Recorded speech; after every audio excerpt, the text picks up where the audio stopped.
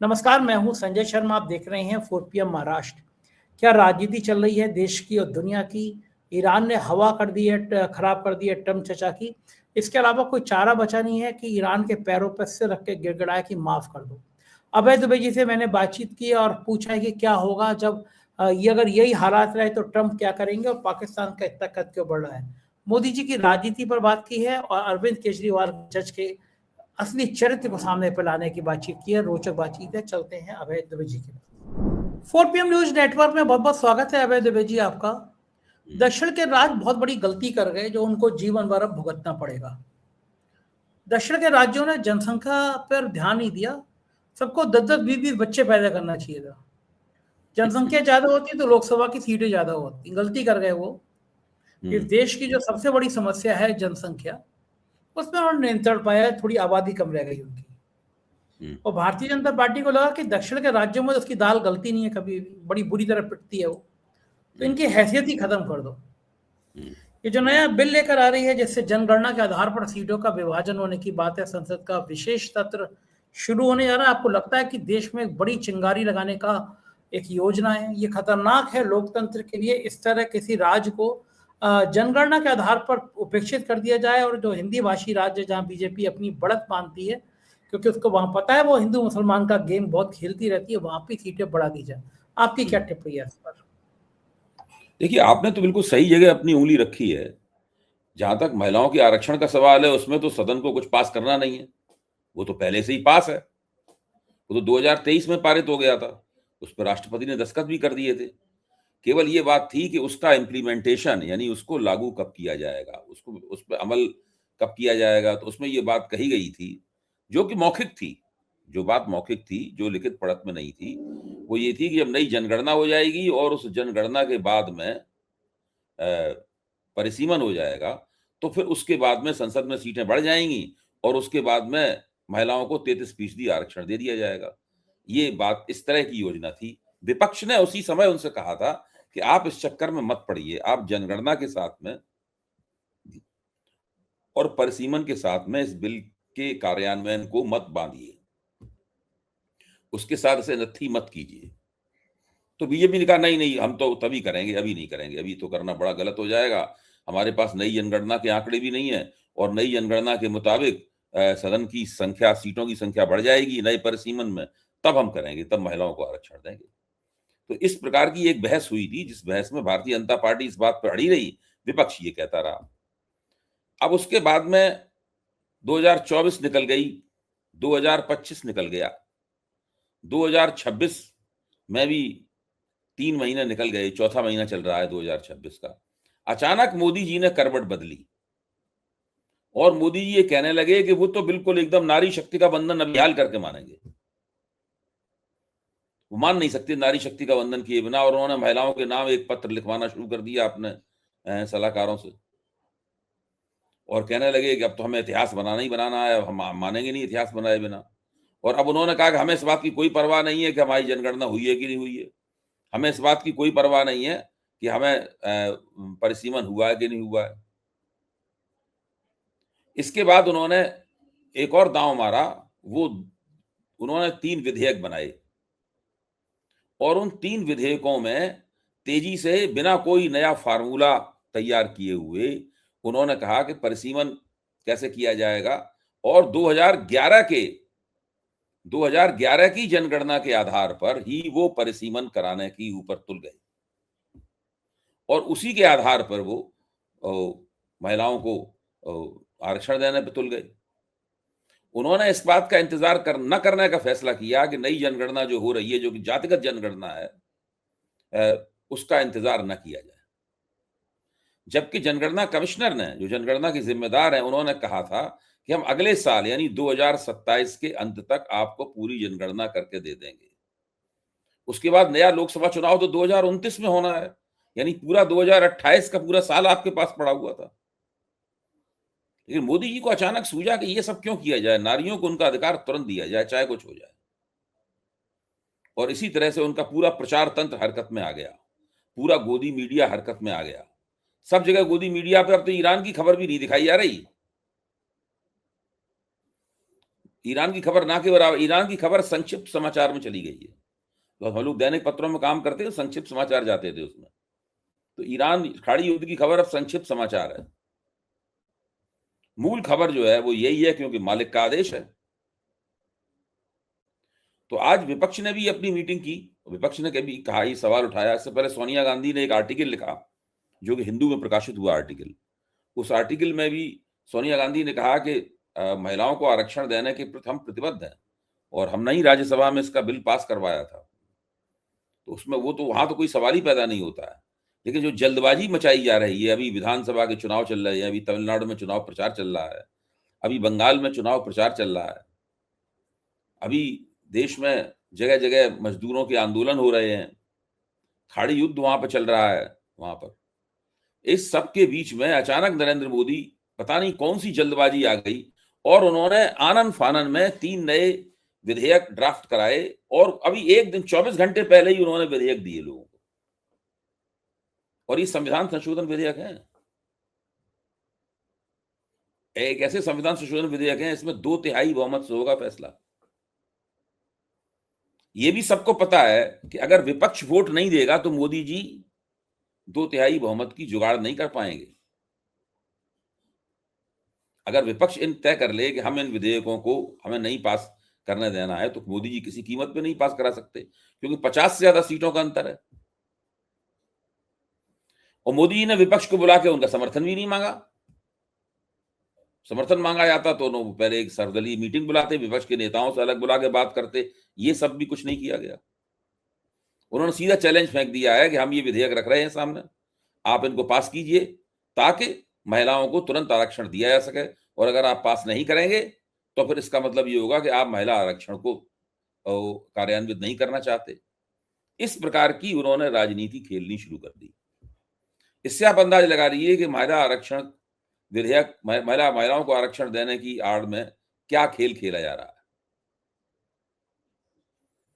विपक्ष इसको भांप गया है, और विपक्ष ने मेरे ख्याल से मल्लिकार्जुन खड़गे ने मीटिंग के बाद ये स्पष्ट ही कर दिया है तकरीबन कि शायद विपक्ष इन विधेयकों पर जो मतदान होगा तो उसके अंदर समर्थन नहीं करेगा, और समर्थन नहीं करेगा तो ये बिल गिर जाएंगे। वैसे ही भाजपा का प्रचार तंत्र इस काम में लग जाएगा कि विपक्ष जो है वो स्त्री विरोधी है, वो महिलाओं को जो आरक्षण नहीं देना चाहता, इस प्रकार का ये प्रचार करेंगे। फिर चुनाव में भी इस मुद्दे को उठाएंगे ताकि स्त्रियों की हमदर्दी जीत सकें। ये पूरा का पूरा दांव इस तरह का खेला जा रहा है। या विपक्ष इस दबाव में कि स्त्रियां नाराज हो जाएंगी, स्त्री वोटरों के सामने हम बदनाम हो जाएंगे, इनकी बात मानकर इनके विधेयकों को पास करवा दे।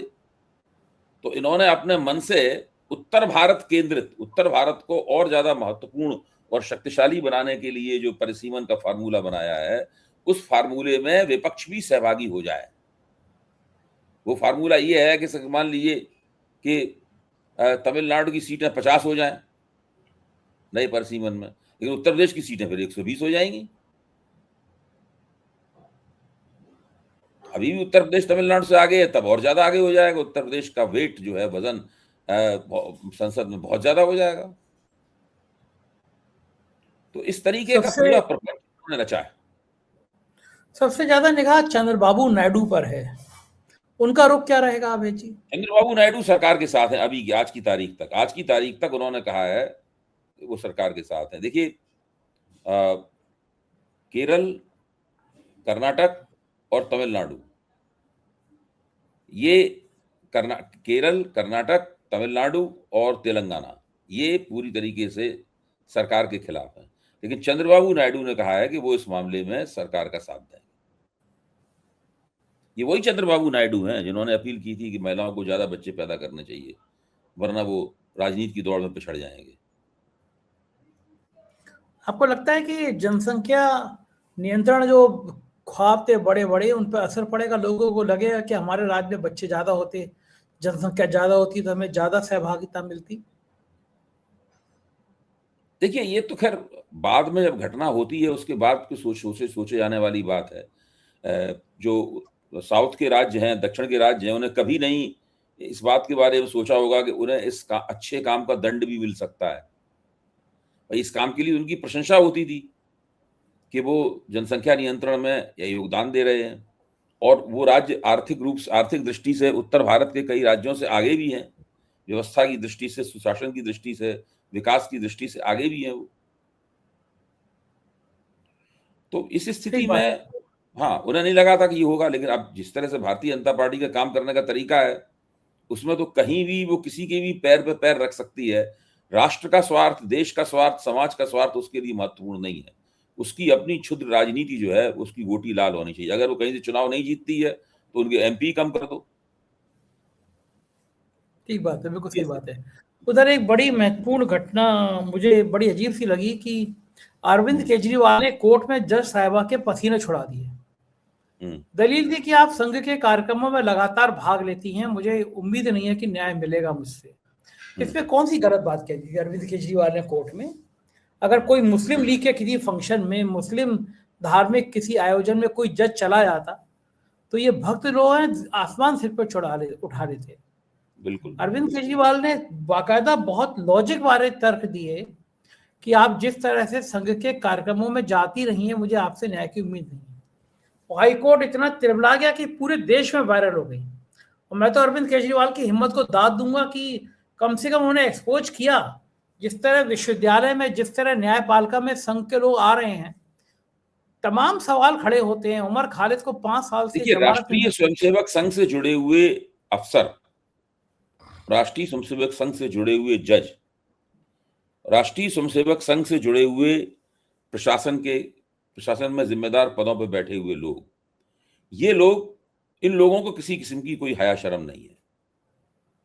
वो ये मानते हैं कि ये सब करते हुए भी वो न केवल अपने पद पर बने रहेंगे, बल्कि लगातार उनकी प्रगति होती रहेगी। मैं पत्रकारों को भी इसमें जोड़ देता हूं। ये लोग, आप देखिए, वो एक संभल का एक डीएसपी है जो गदा लेके घूमता था, आप उसको देखिए। क्योंकि भाजपा, योगी आदित्यनाथ को समर्थन कर दिया, भाजपा संघ ने उसकी पीठ थपथपा दी, इसलिए अब वो जो मन में आया करता है। वही दरअसल वहां का सबसे बड़ा पुलिस अफसर है, भले ही वहां का जो भी पुलिस कमिश्नर हो या जो भी सुपरिटेंडेंट ऑफ पुलिस हो, जो भी हो, वही सबसे बड़ा अफसर है। जिसके ऊपर संघ ने पीठ पे हाथ रख दिया, वही सबसे बड़ा अफसर है, उसका वैसे कोई काम हो या ना हो। तो अब देखिए, जब जजों का एक प्रोटोकॉल है, आप अगर किसी की विचारधारा के हामी हैं तो रिटायर होने के बाद वहां खूब जाइए, क्या फर्क पड़ता है। लेकिन जब तक आप पद पे हैं, तब तक आप एक राजनीतिक दल, एक ऐसे दल जो कि आप सत्ताधारी है, सत्ता से उसका इतना निकट का संबंध है, एक ऐसा संगठन जो है, राष्ट्रीय स्वयंसेवक संघ सत्ताधारी संगठन है। भारतीय जनता पार्टी के तमाम एमएलए, एमपी, मंत्री, प्रधानमंत्री, मुख्यमंत्री सब राष्ट्रीय स्वयंसेवक संघ के सदस्य हैं। तो ऐसी स्थिति में अगर कोई जज खुलेआम वहां से अपना संबंध व्यक्त करता है, उसके कार्यक्रमों में जाता फिरता है, तो उससे न्याय की क्या उम्मीद की जा सकती है उन लोगों को जो कि इस विचारधारा के खिलाफ खड़े हुए। मेरा तो मानना यह है कि अरविंद केजरीवाल ने जब ये आपत्ति की थी कोर्ट में, तो जो न्यायमूर्ति हैं, उनको चाहिए था कि वो अपने आप को उस मुकदमे की सुनवाई से अलग कर लेती। ठीक बात है। लेकिन चूंकि वो राष्ट्रीय स्वयंसेवक संघ की है, तो उन पर कोई नियम, कानून, नैतिकता, कोई आचरण की संहिता कुछ लागू होती नहीं है, इसलिए अपने जमी हुई है, बहस कर रही है वहां पे। और अभी ये कौन सा आदेश है कि सभी सोशल मीडिया से अरविंद केजरीवाल की बैत हटा दो? अरविंद केजरीवाल को तो चाहिए कि वो उसकी छोटी छोटी क्लिप बनाएं और व्हाट्सएप पे पूरे देश में, और कांग्रेस को भी साथ देना चाहिए, अपने सब मतभेद भुलाकर सारे विपक्ष को साथ देना चाहिए। घर घर में ये अरविंद केजरीवाल का संदेश पहुंचाएं कि अगर जज संघ के कार्यक्रमों में भाग लेता है, जज किसी ऐसे संगठन के कार्यक्रम में भाग लेता है जो हिंसक विचारधारा को प्रभावित करता है, जिसके अनुषंगिक संगठन बजरंग दल और विश्व हिंदू परिषद जैसे होते हैं, तो जजों पर सवाल उठाएं कि न्यायपालिका में क्या कर रहे हैं। एक इलाहाबाद में जज था जो कठमुल्ला कह दिया था, वो आज तक सर्विस में है। इस देश की सुप्रीम कोर्ट को नहीं दिख रहा, इस देश के जनमानस को नहीं दिख रहा कि जो एक समुदाय को कठमुल्ला कह रहा है, जो संघ की शाखाओं में भाग दे रहा है, वो न्यायपालिका की कुर्सी में बैठ के कैसे न्याय करेगा। उमर खालिद को 5 साल तक जमानत नहीं, राम रहीम बरी हर बार हर 4 महीने में बाहर निकल आता है जेल में। ऐसे लोगों से क्या न्याय की उम्मीद की जाएगी? नहीं, घर घर में ठीक कह रहे हैं। मामला बहुत मामला गड़बड़ा गया है, पर हालात बहुत खराब हैं। और जिस न्यायपालिका से हम निष्पक्षता की उम्मीद करते थे, जिस चुनाव आयोग से हम निष्पक्षता की उम्मीद करते थे, चुनाव आयोग के बारे में क्या-क्या कहा जाता है, उन लोगों के राष्ट्रीय स्वयंसेवक संघ से क्या संबंध है, किस तरीके से प्रभावित होते हैं, ये बातें कोई छुपी हुई नहीं है। तो ये जो स्थिति है, इस स्थिति के बाद में काफ़ी लोकतंत्र की जो संस्थागत अभिव्यक्तियाँ हैं, उनसे निराश होने की बात बनती है। जिस दिन ये भारतीय जनता पार्टी चुनाव हारेगी और एक गैर भाजपा सरकार आएगी, वो चाह के भी बहुत जल्दी इस अपने प्रशासन की सफाई नहीं कर पाएगी, क्योंकि इन लोगों के कदम इतने भीतर तक घुस चुके हैं। इन लोगों को हटाना, उनकी जगह दूसरे लोगों को लाना या इन लोगों को न्यूट्रलाइज करना बहुत मुश्किल काम होगा, क्योंकि पिछले 10 साल से और उससे भी पहले से, मेरा मानना है 1977 से उस वक्त धीरे-धीरे अपरोक्ष रूप से, अघोषित रूप से लगातार इन लोगों की घुसपैठ विभिन्न संस्थाओं में कराई गई है। अब ये चीज खुलेआम की जा रही है, छाती ठोक के की जा रही है। अब जिनकी घुसपैठ कराई जा रही है, ये एक तरह से डबल एजेंट हैं। वो जुडिशरी के भी में सदस्य हैं और साथ में राष्ट्रीय स्वयंसेवक संघ के सदस्य भी हैं। डबल एजेंट्स हैं, कि आप डबल एजेंट ये घोषित रूप से कह रहे हैं कि हम डबल एजेंट हैं। बताइए क्या स्थिति रह जा रही है कि राघव चड्ढा की जगह जो आदमी उपनेता और उस पे तुरंत ईडी के छापे पड़ जा रहे हैं। मतलब ईडी नहीं हो गया, लठैत हो गया। ठाकुर साहब लठैत रखते थे ना पहले कि जाओ ठीक कराओ, लठ बजाए आओ। ऐसी लठैत हो गया कि अच्छा ये आया राघव चड्ढा की जगह, ठीक कराओ। तुरंत राघव चड्ढा को जेट प्लस सिक्योरिटी, ऐसा राघव चड्ढा में पता नहीं क्या है, जिस आदमी की हैसियत 2 कौड़ी की थी उसे आम आदमी पार्टी ने राज्यसभा का सदस्य बना दिया। परिणीति चोपड़ा जैसे 1000 आदमी को घास नहीं डालती अगर वो राज्यसभा सदस्य नहीं होता। जिस आदमी की इतनी हैसियत बना दी, वो भाजपा की गोद में जा बैठा और उसकी जगह बना उसके घर पे ईडी के छापे। मतलब देश में इनको लग रहा है कि बिल्कुल गुंडागर्दी करेंगे, कुछ करेंगे नहीं। क्यों ऐसी स्थिति बना रहे हैं लोकतंत्र में कि लोग खुद सड़क पर आकर अपनी आवाज को उठाएं? मजदूरों ने तो शुरुआत कर दी है, किसानों ने पहले करी थी। किसान पहले कर चुके हैं शुरुआत, सिलसिला तो शुरू हो गया है। अब देखिए ये कहां तक पहुंचता है, क्योंकि देश में महंगाई का बम फूटने वाला है। छोटा मोटा नहीं, बहुत बड़ा बम फूटने वाला है महंगाई का। और वो महंगाई का बम अभी हम लोगों ने देखा है कि मार्च का जो उपभोक्ता मूल्य सूचकांक था, वो 3.4% की बढ़ोतरी उसमें देखी गई है। अब अप्रैल का उपभोक्ता मूल्य सूचकांक जो हमें मई में पता चलेगा, तब जाके हमें वास्तव में मालूम पड़ेगा कि दरअसल कितनी ज्यादा महंगाई होने वाली है। और ये महंगाई सारी दुनिया में होने वाली है, भारत में ऐसा नहीं केवल भारत में ही होगी, लेकिन भारत में बहुत ज्यादा होगी। इसका असर बहुत ज्यादा होगा, क्योंकि भारत की करीबन 88-89% आबादी जो है वो कम आमदनी वाली आबादी है, लो इनकम पॉपुलेशन है। इसलिए यहां पर उसका असर बहुत ज्यादा होगा। ठीक बात है। और लोकतंत्र की बात करेंगे अभय जी, तो मेरे मुकदमे में तारीख थी कल, जो 4PM न्यूज चैनल को बंद किया गया। आप सोचिए, पहली तारीख को जब कोर्ट में थी तो नोटिस जारी हुए, जब अगली तारीख पे सरकार की तरफ से वकील आए, उन्होंने कहा साहब हमें 3 दिन का टाइम दे दीजिए अपना जवाब देने के लिए। तारीख थी कल, और मेरी तरफ से कपिल सिब्बल साहब, मोहम्मद हैदर साहब, तला साहब हाजिर हुए। कपिल सिब्बल साहब तो जाने माने वकील है, उन्होंने तर्क दिया कि साहब देखिए एक नेशनल चैनल है, बंद कर दिया गया। सरकारी वकील है, वो कह रहे हैं कि साहब हमें 3 दिन का समय और दे दीजिए, हमें सबूत तलाशने हैं, अभी और सबूत तलाश रहे हैं। तो कपिल सिब्बल साहब ने जज ने कहा हमारा भी यही मानना है, पहले आप आरोप सिद्ध बाद में करते हो, पहले कार्रवाई कर देते हो। भाई पहले सबूत तलाश कर लो, फिर मुकदमा, फिर चैनल बंद कर देते।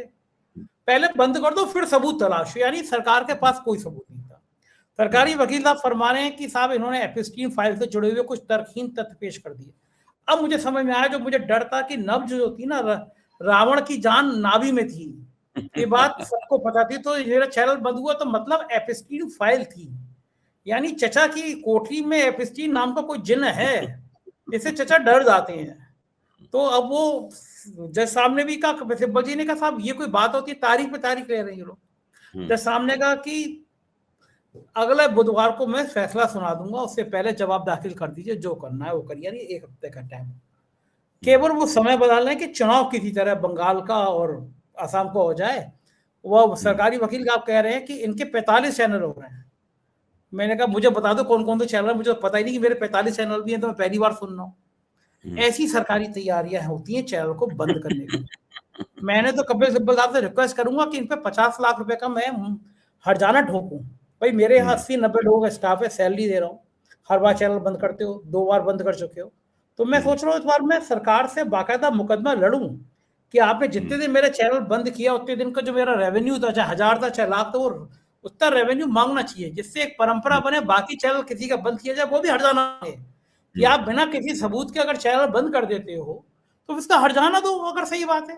देखिए अब सरकार के पास सबूत नहीं है, चैनल बंद हो रहे, क्या देश है ये। देखिए अभी तो क्या होता है, अभी तो उन्होंने वो समय मांग रहे हैं। पिछली बार उन्होंने सुनवाई होने से पहले ही चैनल खोल दिया था, इस बार वैसा नहीं करना चाहते होंगे और कुछ कहने के लिए है नहीं, कुछ पेश करने के लिए है नहीं। इसीलिए अब सरकारी वकील कहता है कि भाई 3 दिन की मोहलत और दे दो, तो वो जानता है कि जज दे देगा 3 दिन की मोहलत, जज की तरफ से 3 दिन की मोहलत मिल जाएगी।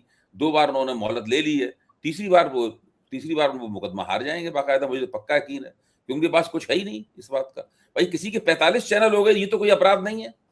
हाँ 100 है भी, लेकिन मैं तो है ही नहीं ना। 45 नहीं, मान लो 145 चैनल हो जाए, क्या ये अपराध है अपने आप? हाँ, क्या ये कोई सीमा है कि भाई आप 145 चैनल नहीं चला सकते, आप 144 चला सकते? तो ये तो कोई हाँ बात ही नहीं रही इस तरह की बात। मेरे तो 17 चैनल है, 45 पता नहीं कहाँ से आ गए। और एप्स्टीन फाइल के बारे में सूचना देना या विश्लेषण करना या उसके बारे में कोई कयास भी लगाना, ये भी कोई अपराध नहीं है। कपिल ये तो सिब्बल जी ने कहा, ग्लोबल स्तर की घटना है, सारी कपिल सिब्बल जी ने कहा कि आप मंत्रालय की मीटिंग बुलाते हो, खुद भाग खड़े हो तो उसमें आते ही नहीं हो। मतलब मुझे बुलाए कि जूम मीटिंग होगी, खुद आए नहीं, डर के मारे। क्योंकि मैंने पिछली मीटिंग में कहा था भाई हमने जो एप्स्टीन पे बोला सब सुब्रमण्यम स्वामी के आरोप है, तुम्हारी पार्टी का एमपी है, तुम उससे पूछो हमारा चैनल क्यों बंद कर रहे हो।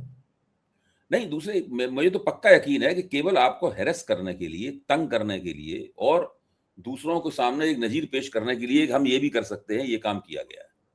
इसके अलावा और कुछ भी नहीं किया गया। और चूंकि सरकार के पास बहुत ताकत होती है, सरकार को सजा तो दी नहीं जा सकती।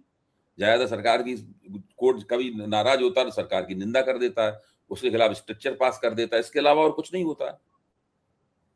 जब बहुत ज्यादा होगा सरकार, कोर्ट एक दो विपरीत टिप्पणियां कर देगा, सरकार पर क्या असर पड़ता है विपरीत टिप्पणियों का? अखबार में खबर छप जाएगी, हम लोग थोड़ी बल्ले बल्ले कर लेंगे अपनी, वो उनके ऊपर कोई असर नहीं पड़ेगा, वो फिर से वही हरकत करते हुए नजर आएंगे।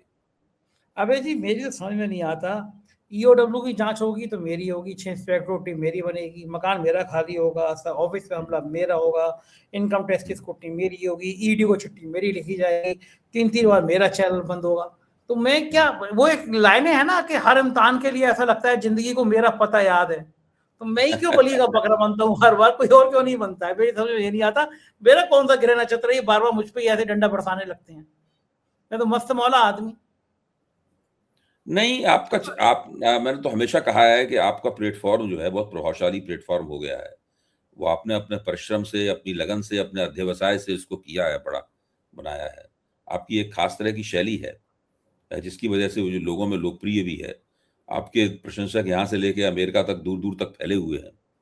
तो ऐसी स्थिति में जब वो आपके ऊपर हमला करते हैं तो वो पूरे सोशल मीडिया में के उन चैनलों को जो कि सरकार के आलोचक चैनल हैं उनके सामने एक नजीर पेश करना चाहते हैं। अगर वो कोई छोटे मोटे किसी चैनल पे आक्रमण करेंगे तो उसकी कोई खबर नहीं बनेगी, इसलिए वो आपको तंग कर रहे हैं। कर मेरे लें ख्याल से कर ये भी लें इससे आपकी स्थिति और मजबूत होगी कर लें या और पहले तंग से ही हो जैसे रही हो। कर लें और तंग जैसे अमेरिका ईरान को कर रहा है, आखिर में अमेरिका ही डर गया। क्या लग रहा है आपको, अमेरिका भी डरा रहेगा अभय जी, क्या कुछ नहीं, अमेरिका तो ईरान अमेरिका का तो डोनाल्ड ट्रंप की तो हर चाल फ्लॉप है। अब तो खुद कहने लगे कि पाकिस्तान में 2-3 दिन के अंदर फिर बातचीत शुरू करेंगे, नहीं हमारी टीम पाकिस्तान पाकिस्तान जाने को तैयार है। अब तो कह रहे हमारी टीम पाकिस्तान जाने को तैयार है। कल तक तो वो कह रहे थे कि हम बड़े हमले करेंगे, हम दहला देंगे, हम होर्मुज को अपनी तरफ से ईरान के बंदरगाहों को बंद कर देंगे। कुछ नहीं हुआ, उसके अंदर फ्लॉप हो गई उनकी ईरान सारी ने योजना। ईरान ने हवा निकाल दी पूरी तरह से चचा ट्रंप की। बिल्कुल बिल्कुल। ये पाकिस्तान तो खामखा में ब्रांड बनता चला जा रहा है, दोबारा सुनने में आया ट्रंप भी जाने वाले पाकिस्तान को फायदा ही पाकिस्तान। फायदा है, पाकिस्तान को फायदा ही फायदा है। अच्छा ट्रंप भी बचे हैं, मोदी जी को फोन कर लेते हैं और बिरयानी खाने पाकिस्तान चले जाते हैं। देखिए, ट्रंप तो रोज 10-20 नेताओं को फोन करते हैं। ये करीबन 67 नेताओं को देश के फोन कर चुके हैं दुनिया के, ट्रंप जब से नोएडा के अभय जी ये नोएडा के एंकर नहीं है, नाच रहे हैं, मोदी जी को फोन आ गया, मोदी जी को फोन आ गया, तो ये क्यों नाच रहे हैं? हाँ, पता नहीं, मोदी ट्रंप के फोन करने से मोदी जी की सारी समस्याएं हल हो जाएंगी। वो उन्हें लगता है कि ट्रंप अगर मोहर लगा देंगे, मान्यता दे देंगे, तो मोदी जी की औकात बढ़ जाएगी, है कि नहीं? तो वो उन्हें कोई मौका चाहिए इस प्रकार के आने का। वस्तुस्थिति यह है कि करीबन 67 नेताओं को ट्रंप फोन कर चुके हैं, और उसी में मोदी जी भी शामिल है। कोई ऐसी खास बात नहीं है उनका फोन करना। सही बात है, यहाँ पे वो खामखा में ब्रांडने के लिए पड़े हैं। बहुत बहुत शुक्रिया अभय जी, आपने मुझे समय दिया, बातचीत की, थैंक यू सर। ये थे अभय दुबे जी। और मैं फिर कहूंगा कि गंभीरता पूर्वक सोचिए, कोई जज ऐसा कैसे कर सकता है? वो संविधान की सबसे बड़ा हितैषी होता है, वो किसी ऐसे कम्युनल संगठन में कैसे जा सकता है जो एक विचारधारा, उग्र विचारधारा का प्रतिनिधित्व करता है? कल को कोई जज मुस्लिम लीग के किसी फंक्शन में चले जाए तो ये भक्त छाती पीट पीट के रो के ढेर कर देंगे। कैसे कोई जज संघ की शाखा में जा सकता है? अरविंद केजरीवाल ने जो काम किया वो काबिल तारीफ है। आप क्या सोचते हैं? कमेंट करके जरूर बताइएगा कि ऐसे लोगों का चरित्र सामने आना चाहिए जो संघ की शाखाओं में जाते हैं, एक समुदाय को कठमुल्ला कहते हैं और तब भी जज बने रहते हैं। मुझे आपकी राय का इंतजार रहेगा। शुक्रिया, थैंक यू।